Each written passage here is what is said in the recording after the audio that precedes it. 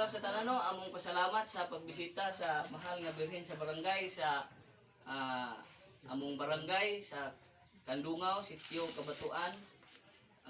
Pasalamatan dako, no, sa liderato pod sa among presidente sa kapilya si Nung Tomas Subaan, kauban sa tibuok mga membro. Niya ang among awiton karon ang awit, no, sa mahal sa birhen sa barangay nga kay tulag birhen sa barangay. So ang hinaot ko sa atong mga kaigsuonan diha nga makaabot sa pagpaminaw ining mong awit nga mo apil sa pagkanta, apil sa luyog sa mga pagampo. Kana ba?